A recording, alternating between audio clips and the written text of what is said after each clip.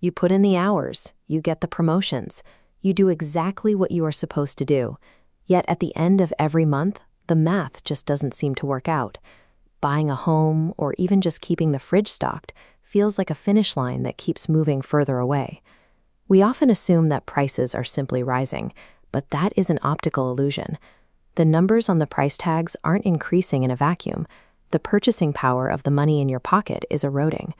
This erosion is driven by three specific forces: inflation that devalues your savings, an income tax that claims a portion of your wages, and a culture of consumer debt used to fill the gap. While we are conditioned to view inflation and national debt as natural economic weather patterns, they function as engineered features of our financial architecture. To understand why the modern worker is trapped in a cycle of diminishing returns, we have to look at the blueprints of the machine itself. We have to reverse engineer how money is created. For thousands of years, money was a tangible, scarce commodity. A Roman coin held intrinsic value because it was made of gold or silver, metals that had to be mined and could not be manufactured at will. As trade expanded, carrying heavy metal became a liability.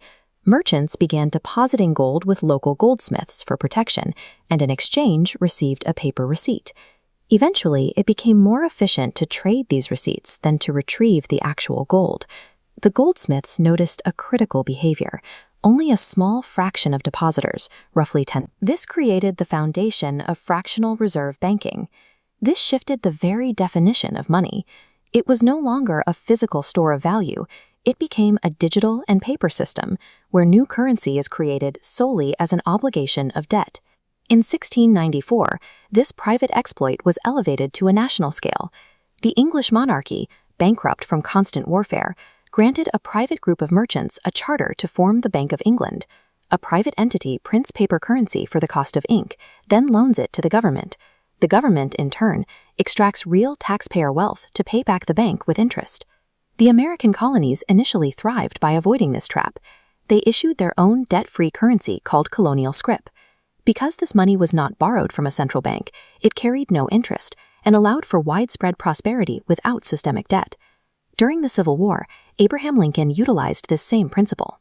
Faced with predatory interest rates from private banks, he used his constitutional power to issue the greenback, a debt-free currency issued directly by the government for the benefit of the nation.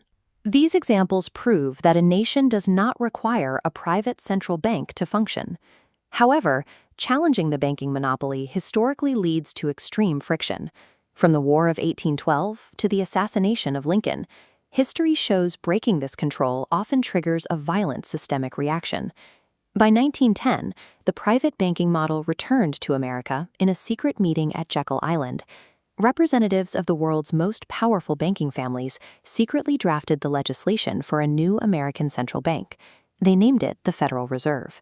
It was a deceptive title, designed to sound like a government utility while functioning as a privately controlled banking cartel with a monopoly over the American money supply. Total control allowed the cartel to engineer the contraction of the money supply in 1929.